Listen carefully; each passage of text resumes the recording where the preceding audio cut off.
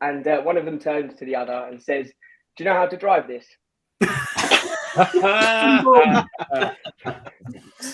Excellent. Adam, I think you've been replaced. Thankfully.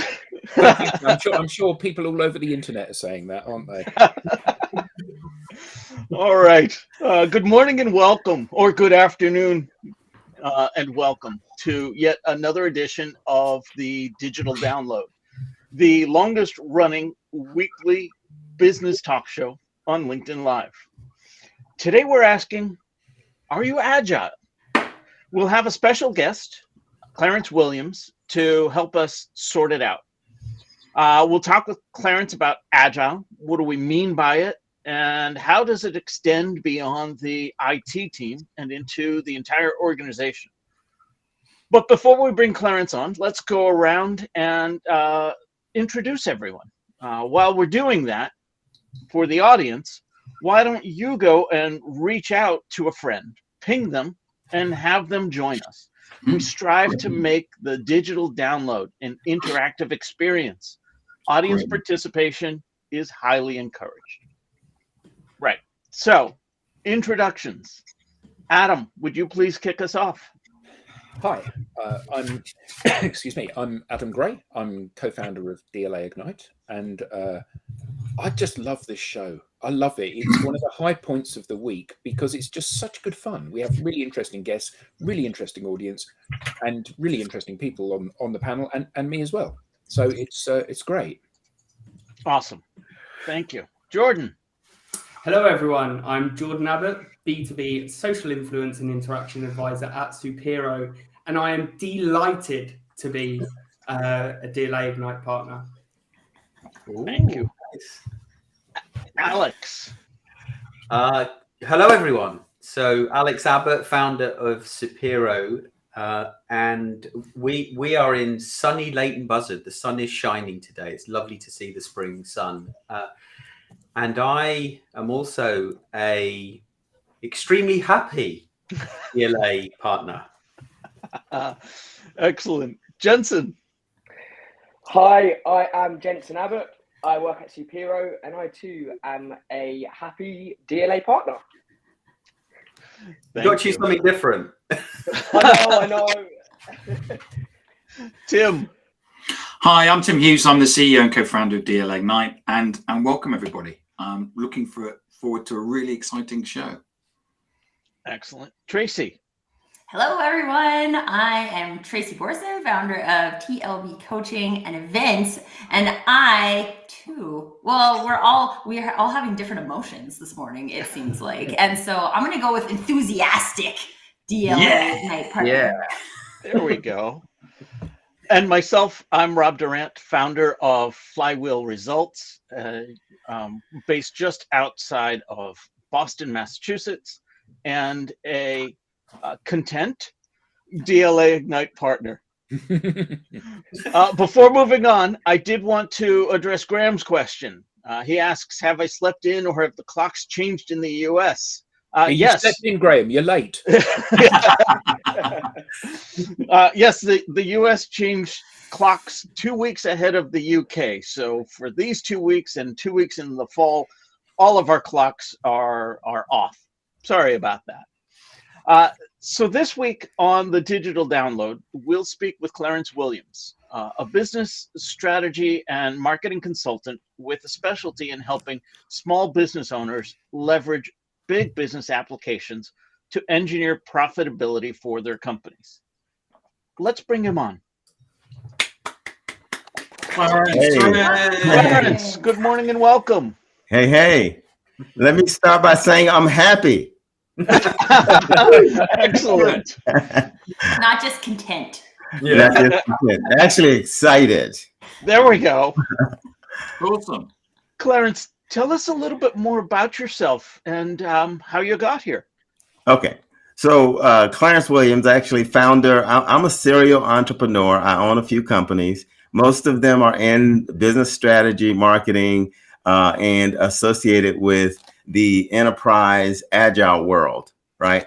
And so I've been around in consulting for probably over 30 years. That the gray hairs might tell you a little bit about that. But So consulting for 30 years, sales for just about that same amount of time. But about 15 years ago, I was out in at a client site looking at their financials.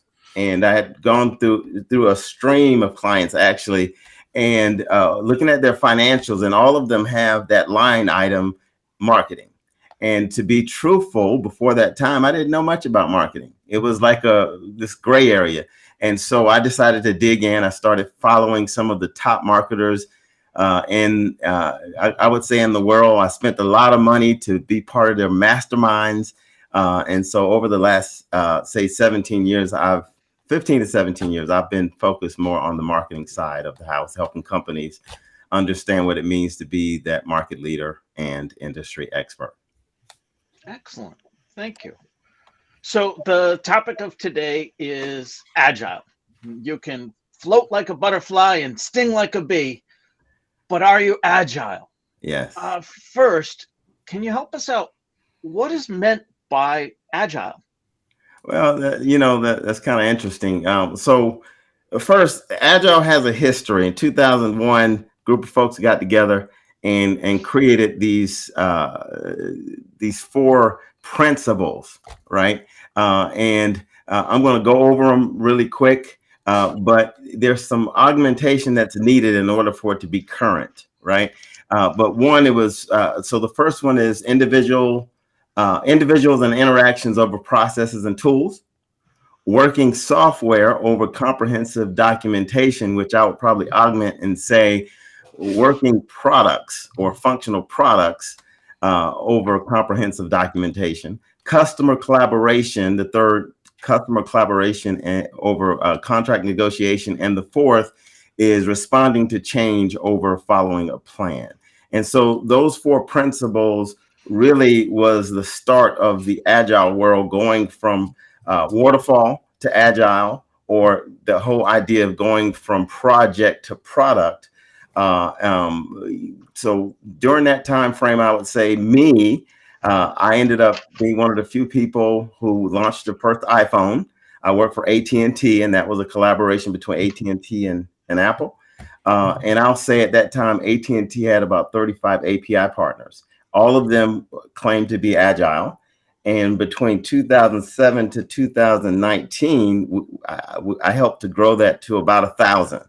And one of the agreements for being a partner was that you would practice Agile. And I'll just say Agile means different things to different people. And depending on your organization, your industry, it could mean different things to different people.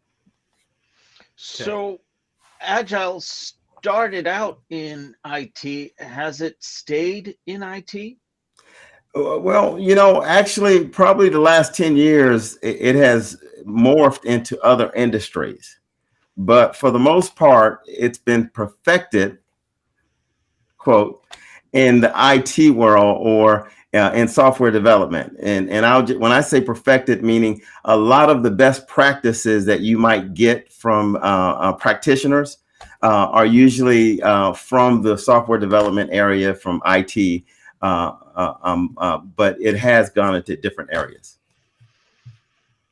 Tell us a little bit more about that. How does it go from IT to the business as a whole? Well, see, so let's back up a little bit. I think I've heard folks on this call are founders of their company, right? And really, it is Agile. What is it really? It is delivering value to the marketplace. That's what it really is, right? How you deliver that value to the marketplace has a lot to do with the methodology that you decide to practice. And what I mean by methodology, there are a few. You have Scrum, which is a way of practicing Agile. Kanban, a different way. Some folks, there are 2 methods. You can put those 2 methodologies together and call it Scrumban. And then you have something out there called Extreme XP. Right. But now those are the fundamentals of Agile. What does that mean? It means that typically on a daily basis, you're getting together, you're having a daily meeting, and you're going over the items or the things on the backlog that you need to get accomplished. And you're doing that with a team of somewhere between 3 to 5 up to about 12 people. And you're basically getting together and working on that same project or initiative with the same mindset. So why would somebody practice Agile? So it's a term that I've heard many, many times, and I've always associated it with software development and kind of producing something which is orientated towards an outcome, and then you learn things along the way and you fold those learnings into the continued development. Right. And I know that it's spread out into other areas of business, but why would one use an Agile kind of belief system or methodology? Why would one just not get on and do one's work? So there's a simple answer to that, and there's a more complicated one. Which one do you want? Well, I'm a simple man, so simple, please. Efficiency, right? And it's really efficiency in having a client or end user centric view on product delivery, right? And so why would you do it? Because your competition is using it and leveraging it and doing it better than anybody else. And so if your competition is agile and you're not, your competition is likely to win, right? So what is it? You're listening to feedback from your marketplace, and you're being agile enough to be able to add the features and functionality that the market is asking for. And right, so it's efficiency, it's consistency of delivery. That's why you would not only have it in software development, but take it anywhere else. Well, I think ironically, we have implemented agile thinking in how we have developed the business and how we have developed our products. Right. But I can't help thinking that we've kind of done that by accident, because lots of this stuff, I deliver something to you and you say, I don't understand that. Okay. Right. So the agile approach is I listen to you having said you don't understand that, and I think about how I can position it in a clearer way to you so that the next person does understand it. Right. So how does any business start to use a more structured approach to developing things on the fly, which is, it sounds like what Agile is. Right. So my simple answer to that is to continue to ask more questions, right? The more complicated one to that is making sure that you're getting together daily and making sure that when you get together daily as a team, you're asking the question, are we delivering what the market wants, right? And then creating a backlog of items that allow you to go in the right direction, right? And then and constantly question if you're really going in the right direction. So when you talk about the old world, new world, or going from waterfall to agile, or going from project to product, we used to live in a world where we would have an idea of a product that came from leadership, and at the end of the day, you would deliver that product the way it was designed. But 18 months later, you don't have a product that the market wants, right? And so you want to make sure that you're listening to the market. You want to make sure that even if it's tough, that you pivot, that you change, that you do whatever's necessary to actually deliver what the market is saying they want. And how does that? And I'm kind of, this is a genuine question, but it's also a little bit of devil's. I like genuine questions. But it's also a little bit of devil's advocate, because no, please. Because often the market actually doesn't know. So Henry Ford famously said, if I'd have asked my customers what they wanted, they would have said a faster horse. Right? So it's all very well to say, right, I'm going to identify what the market wants. But even Steve Jobs, I think, said, actually, they don't know what they want. They don't know what they can have. So it's our job to create something that they do want. And so how do we balance those two things? Because we see a lot of customers that are banging their head against a wall. They've got a product, or they're taking it to market, or they're using techniques that are no longer effective or were never effective. And they're trying to sell something that there's no appetite for in the marketplace. And whilst sometimes you have to create a market, the customer doesn't know, obviously there is a point when you have to just wash your hands of it and say, I'm going to give up on this because this isn't ever going to work. So how does one reconcile those two things? Because I love the concept of Agile. Right. Well, you know, I think what's become popular over the last 10 years is the voice of the customer, right? But it's not really all about the voice of the customer. I think the voice of the customer is important because, to your point, the customer might tell you something, but might not necessarily tell you in a way that allows you to be competitive. They might not know how to describe what they really want, right? So beyond just listening to the voice of the customer, you need to study the market. You need to look at the competition and what the competition is delivering. And even though the voice of the customer is not saying at all that they want X, Y, Z, if your competitors are providing X, Y, Z, and it happens to be popular in the marketplace, you should listen to that as much as you listen to the voice of the customer, right? Yeah. So it's really still about the market. It's still about value, right?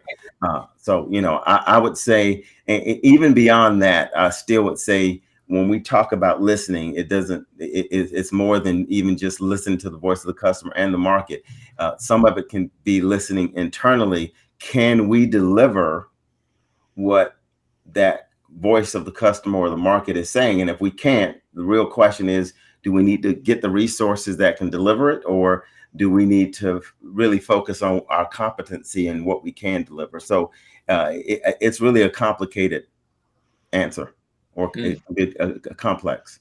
So is Agile a company-wide thing? Because listening to Adam's question and then your answer there, Clarence, I kind of think that if you're in a project and you are, you know, in the marketing team executing, you know, how agile can you be when it comes to changing the direction of the company?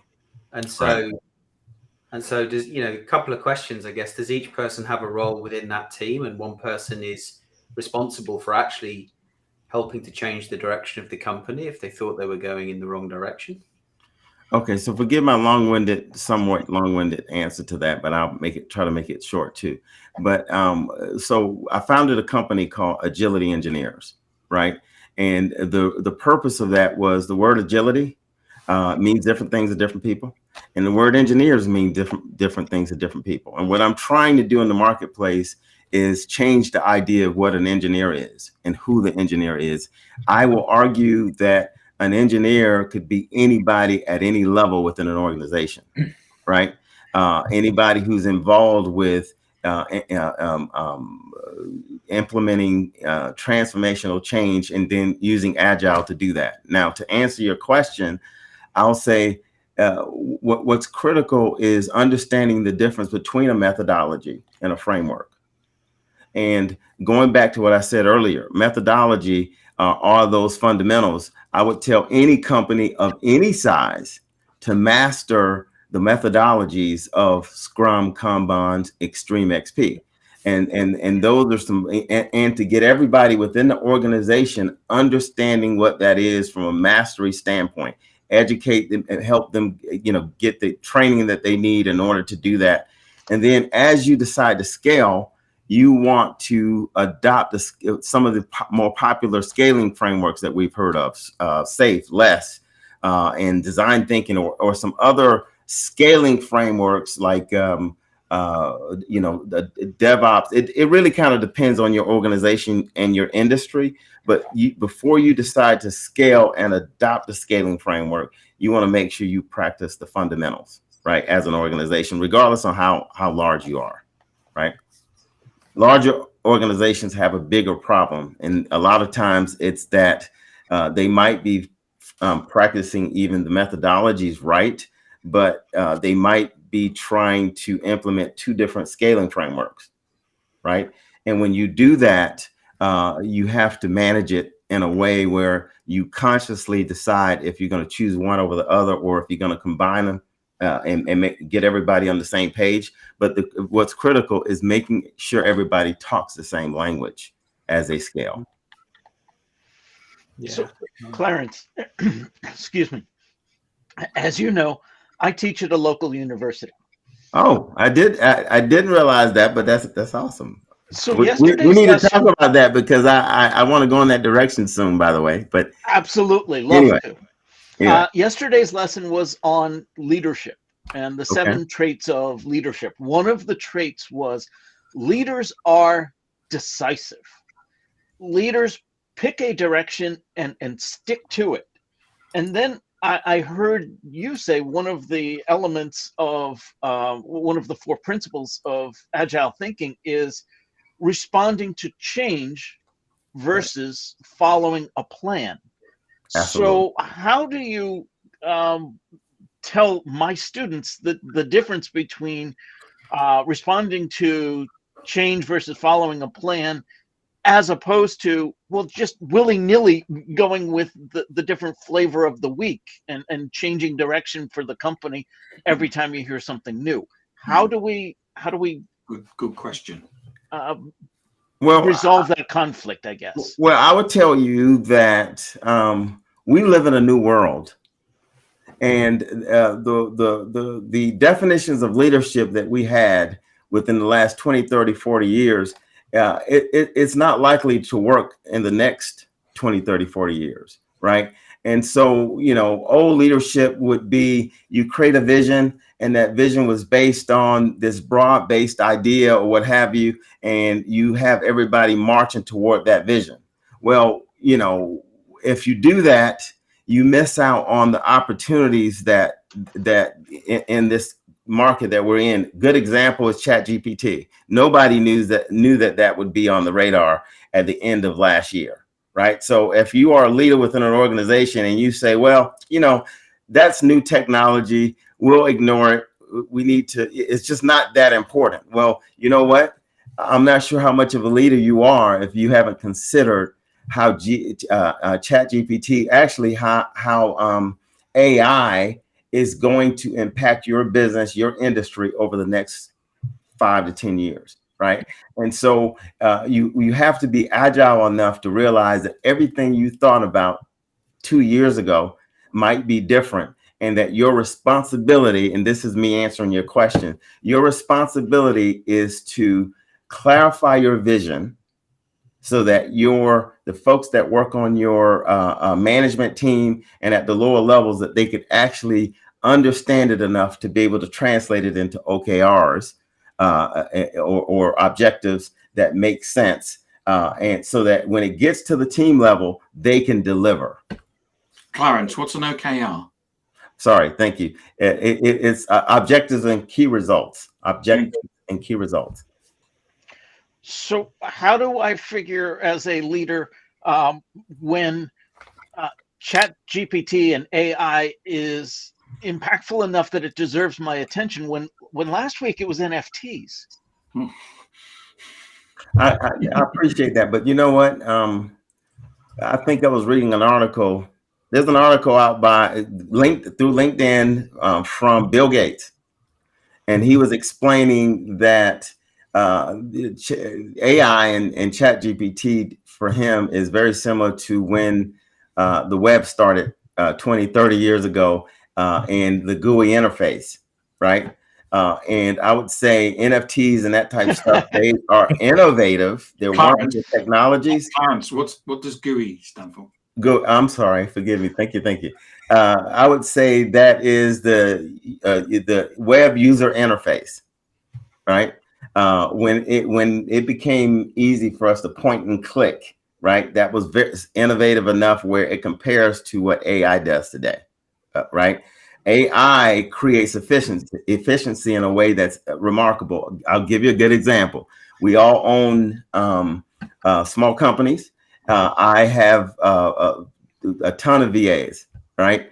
I was able to get rid of 2 VAs. Now, catch-22 is that 2 people lost their job. But what does VA mean? A virtual assistant.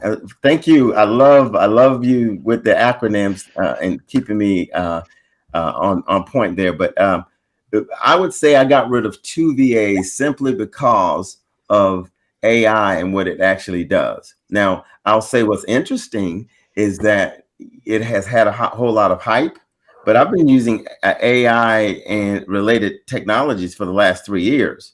The reason I'm able within my firm to harness it is because I have a way to do that, and that will give me an advantage as a small business owner right now over the next couple of years, right? And so going back to your leadership question, Rob, you know, as a leader, if you can see those innovative changes and how it can give your company an advantage, and you decide, okay, well, you know what, I need to update my vision. I need to update what I'm communicating to my organization. We need to be a little bit more competitive. That, to me, that's agile. That's being agile. Here's a question, and I don't expect that there is an answer to this, but surely one of the challenges is that as a leader of the organization, you have to set an objective, you set a vision, you set a dream for where you're going and what the organization is there to do. And then along that process, you get blindsided by a load of new technologies that come in, and you have to consider how the graphical user interface, the internet, Web 2.0, AI, ChatGPT, the metaverse, all of these things impact your business. And is there not a very real risk that you end up just going round and round in ever decreasing circles? Oh, there's this new technology, it's going to revolutionize our industry. I'm going to focus on this. I'm going to learn everything that's learnable about NFTs or blockchain or AI or ChatGPT or DALI or whatever the latest thing is. And all of them potentially offer you that way of unlocking significant first mover advantage, a significant competitive advantage over other people in your space, but also, you know, it's a bottomless pit into which you can pour your time and effort, which may go nowhere. So NFTs would be a good example of that. You know, when they were launched, they were heralded as the way to prove that you owned this particular piece of art in the metaverse, and it was fantastic. It was a great way to make money. You know, everyone should be investing in this, and we should all be creating NFTs of our wares. And the reality is, a lot of people lost a load of money on that because they didn't really understand how that fantastic technology and that ownership certificate of things actually could play out in that bit in between the virtual world and the real world. And lots of people invested in vaporware, really. Right. And I think that there's a huge opportunity for people to keep going off in all of these directions and lose the direction that they should be going in, that original vision that they had. Yeah, can I add something there? Because I think it's just, there are lots of new things all the time, right? And as a business, though, theoretically, hopefully, we have a purpose, right? Our purpose here is to do this, is to fix this problem in the market. And so it's one thing to chase technology and say, okay, now we have this and we can do this and we can do this and we can do this, but what are we here to do? And then the question becomes, how can we use this to improve how we do that? So it's not necessarily about changing your purpose as a business because there's a new technology. It's about saying, this is what we're here to do. This is what, so for example, what I'm here to do is to help sales and marketing teams be effective, right? There are tools that can help that. There are tools that don't help that. And so then you can focus your resources on researching and exploring the tools that could help do that. Some of them will, some of them won't. Let go of the ones that don't. But to me, this is really the nature of Agile, is that it's exploring around a central point. That this is what we're here to do, this central point. Not that that can't evolve, but that it's not about chasing the technology. It's about using the technology in an intelligent way to help us do what we're trying to do. To that end, Tracy and Clarence, I guess this is the point I was trying to ask. Are there definitive checks and balances within Agile that ensure that we keep to that point, that allow us to determine when it does make sense to pivot versus just chasing the next thing that catches our fancy? How does Agile address that? Okay, so, and I'll speak to it at a high level because it's different depending on the scaling framework you're trying to follow, right? But you know, so one, to Tracy's point, I 100% agree with what she's saying, right? And I would say, even going back to what Adam is saying, you need to put a process in place that allows you to evaluate technologies, that allows you to evaluate new innovations that could help you go in the right direction of that vision. So I think I suggested earlier that you should consider changing your vision. I wouldn't say you should consider changing it often, but if it's disconnected with what the marketplace wants and or your team can't deliver it, you need to probably consider changing that vision. But to Tracy's point, you know, if you have a vision that's pretty solid, it's in place, and then you're looking at different technologies, it's really a simple answer. You know, does this technology or does this innovation take us closer to that vision and doing what we're set out to do as a company, or does it take us away from that? And I would say one of the most important questions is it profitable? Can it create profit over a certain amount of time? You know. And So Clarence, is so the daily stand-up process that you have? Yeah. Would that take account of basically having debates about making sure that what was it you called it? Working with the change rather than sticking to the plan, or I can't remember exactly what you said, but I would say, so FYI, as a practitioner, daily stand-up, I don't care what methodology you're doing. I don't care what scaling framework you're doing. The daily stand-up is my favorite meeting, event, whatever you want to call it. It is my favorite. Why? Because that is when you have the opportunity to find out what changed. Right. That's when you have the opportunity to deal with the culture more than anything. Right. And a lot of times when people are implementing Agile, they forget about culture, at least at the team level. And that's when you go to a daily stand-up and you realize, and I'm talking in the terms of software development, but you realize that developer has been out for a week and there's not a whole lot of progress. And at the last minute, they decided to do XYZ, but it's not right. That's when you fix that problem. And you know what? You find out that that developer actually is frustrated because they need to learn something that they don't know. And everybody's expecting it from them, but they just don't have it. When they have the transparency to come to that team meeting and say, I just don't know how to do what you guys want, or it's confusing, or it's not clear, or that's when you have an opportunity. And then from that, as you're scaling, other activities like a retrospective or opportunities to get that feedback on, are we where we're supposed to be based on that vision, based on the OKRs, based on what we should be doing as a team. I feel better about reporting back to my students. Thank you. Because what I can go to them and say is that as a leader, that vision should not change very often.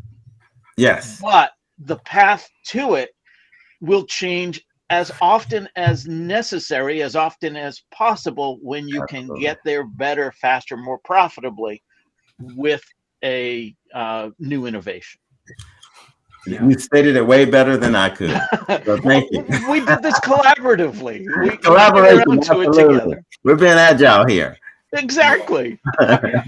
Hey, Clarence, can I ask a question? Because you brought up the daily stand-up, and I have worked in software companies, so it's pretty common to do the daily stand-up. Something I also noticed was that at different times in the life cycle of the company I worked for, the daily stand-up became mostly a waste of time.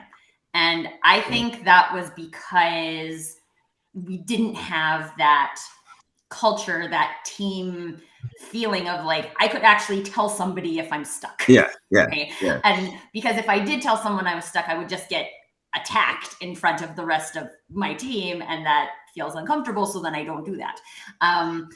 and I watch that happen to people as well, right? Where they're just like, what do you mean you don't know how to do this? You've had, okay, I just won't tell you next time, and we just won't get stuff done on time. So can you talk about, because you touched on culture as well, can you talk about the importance of, I mean, very minimally, we're talking about a psychologically safe culture, but can you just talk a little bit about how culture plays into making the process that we come up with on an agile nature actually productive? Okay, so before I answer the question that you asked me directly, let me address something. What is a daily stand-up really? It is a 15-minute call typically, where all you're getting from each individual is, what did you do yesterday? What are you doing? What do you have planned for today? And what's standing in your way?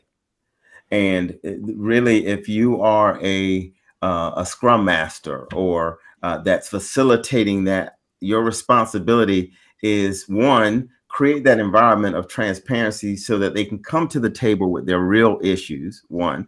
But two, they're telling you what happened yesterday. They're telling you what happened today. And in today's world, because of COVID-19, we're on video.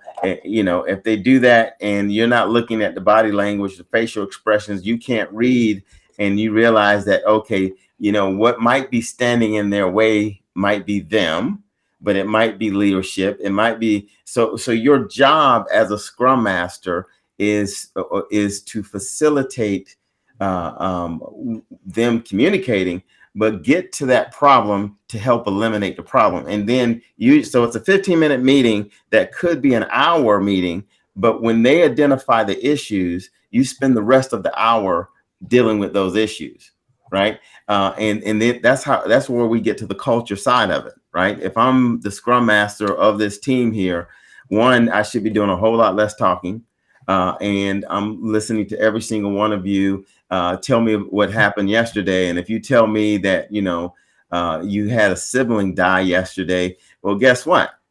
If I say, okay, you know, thanks, Adam, for sharing that, hey, Jordan. And I don't address it, that impacts culture enough where folks start to realize they're not important to the team. And so when we talk about culture, it is understanding that that team is there to deliver value to the marketplace, yes, but how do you deliver value? You create an environment of transparency that opens the door to identifying issues that ultimately gets to a point of innovation where people can take a little bit of a risk, do it a little bit different, and innovate in a way that allows them to differentiate themselves as a team to actually help that overall vision. I think I just want to, because something that I'm comparing what you just said to what I experienced in daily stand-ups before, and there was no scrum master doing that. Right. So it's just one of my favorite things in all of these conversations is just to see how like the technology and the process and the people all come together, because Absolutely. there is a people component of this. Like, yes, this is a lot about process and technology and moving forward, but there's people at the end of the day doing these things. And if there's not a person who, one, cares about facilitating that for people, and two, has the capacity to do that and the capability to do that, then literally we're all standing in a circle saying what we're going to do today and what we did yesterday, and Absolutely. next person. Absolutely. I had a question surrounding how granular you can go in relation to the actual application of Agile. So the sales process, for example, is almost inherently waterfall. It's focused on that linear progression. How can we manage sales cycles in a more agile way? I might need you to restate the question so I can better understand it. When you say the sales cycle part of it, it throws me off. So help me just understand. Yeah, so whenever we're managing or traditionally, the traditional sales process is focused on that linear progression, completing one stage, moving to the next. But that's not how our buyers buy. How can we be more responsive to that? Okay, now I understand. And I would say that's when a good coach makes a difference, right? A good coach will manage that process, right? And what you're asking is, when you are living or working in an organization that is waterfall based or have an old way of doing things, how do you bring an agile way of being to that situation? And I would tell you that that's when a coach is responsible for identifying the disconnect between that team and the portfolio level, all the way up to the leadership level, and challenge people to create an environment for that team to be successful. And that's not easy. Meaning, I would tell you that not all coaches are equal in that some folks, because of the organizational culture, are afraid to challenge leadership. But the good coaches, they become that team advocate and say, okay, if you really want to deliver value, this process is happening over here in the organization, or that's happening, that dynamic is actually stifling the team from delivering successfully. And you have to be willing to push the envelope a little with leadership so that they create that environment. And I'm just going to tell you, from if you have a politically charged environment, that's not easy to do. And that's the difference between an experienced coach and coaches versus folks that are not. We have Can I add something quickly before we go to Michael's question? Because Sure. It's a good question. I want to spend time on it. One of the things that I was just thinking too, Jordan, based on your question, is that I think there's some mindset things there, especially for small businesses or like individual salespeople who say, this is supposed to be a staged approach. Right. And like and I don't know why, but one of the things that just came to my head was like, what does it look like to sell a pair of shoes at a shoe store? Right. Like every single person has different size and shape of foot. Different people have to try on a different amount of shoes in order to find the right fit. Some people are looking for a trainer. Some people are looking for heels. People are looking for a different thing, yet they're still looking for a shoe. And so I think there's almost like a permission piece that we need to give ourselves to say like, hey, what if this wasn't linear? What if this actually had always been somewhat agile? And what we've tried to do is like stick the activities into boxes so we can convince ourselves that it's linear, but it actually has never been linear. It's always been a salesperson listening to somebody and hearing what they have to say and then figuring out if they can solve a problem. And it's almost never the exact same problem. So I think there's also just an opportunity to mindset shift there a little bit and challenge our own perspectives of, oh, maybe there was some agileness that was here anyway, and we can just like go with it. I think that segues into Michael's question very well. Thank you.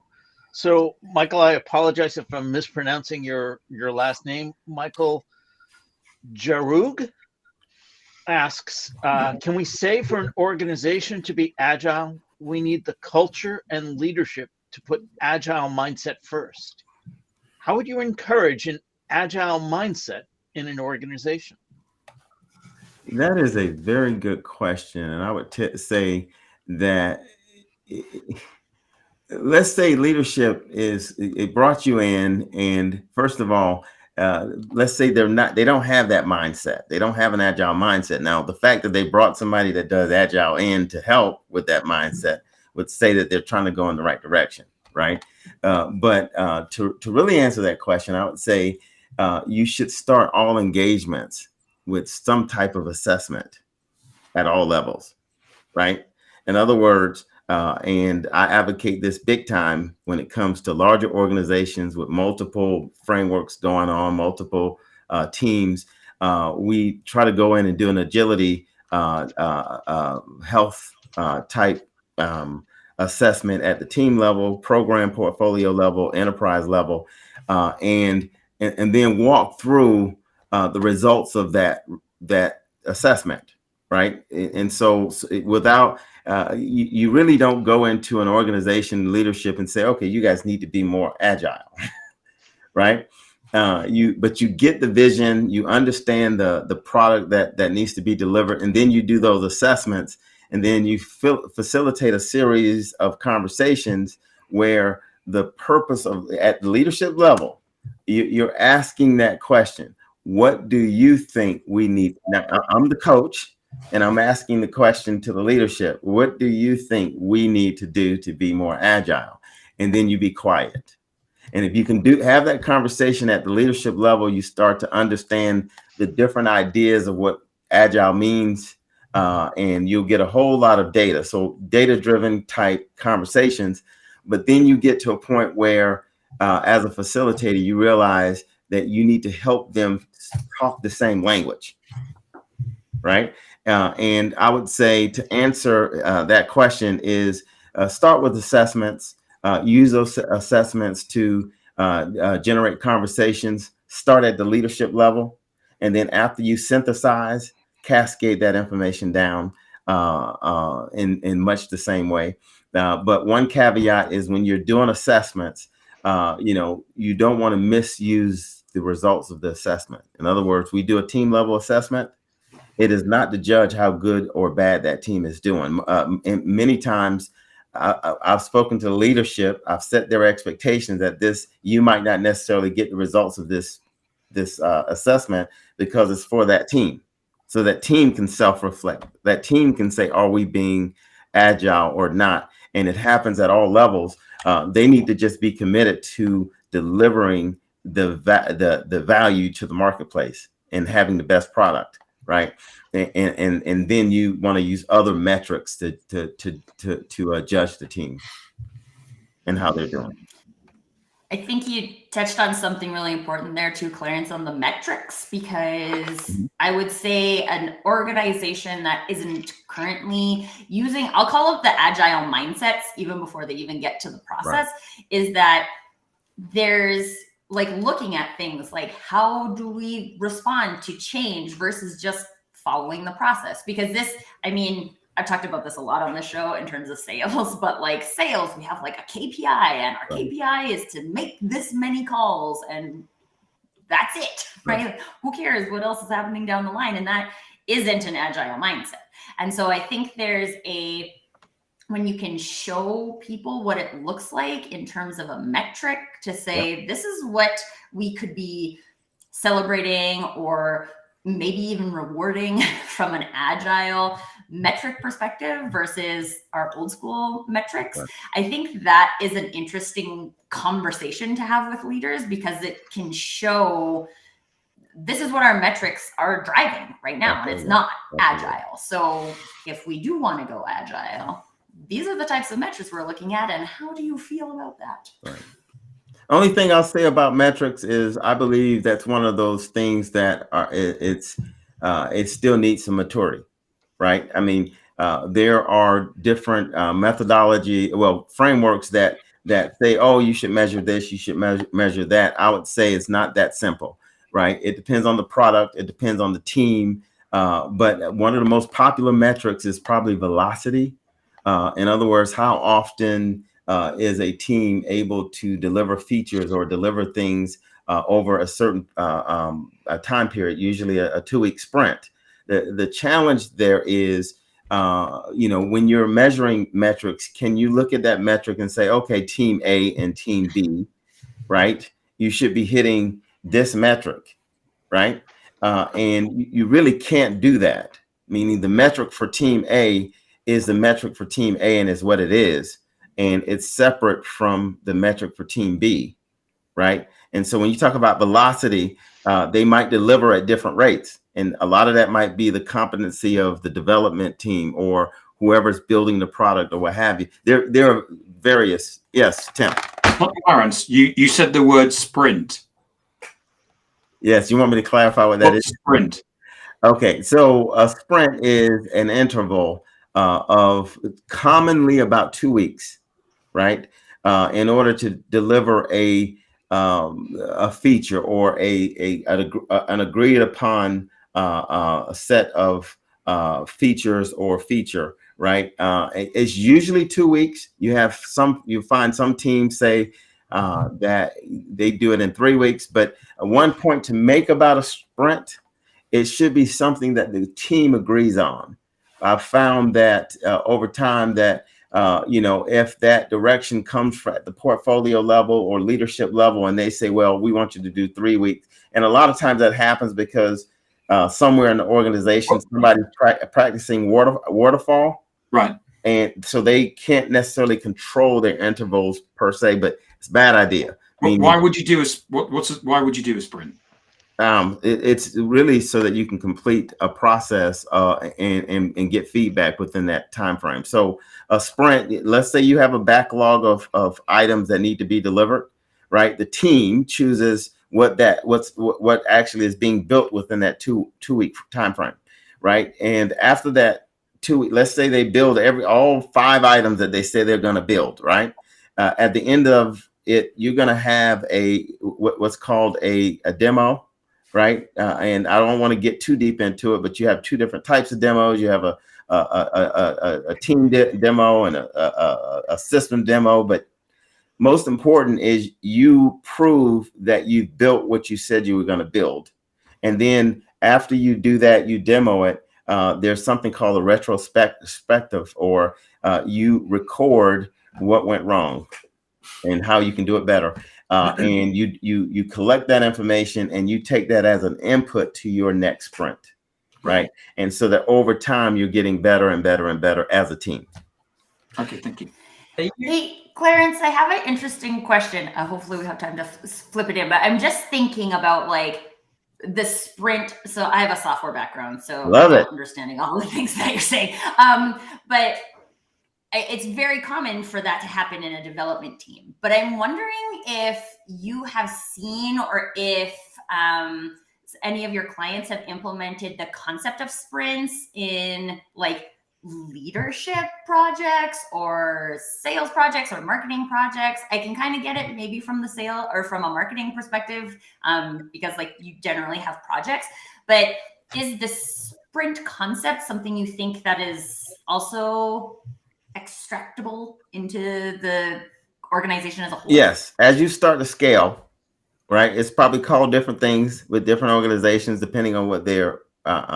But there becomes an overall organizational cadence, right?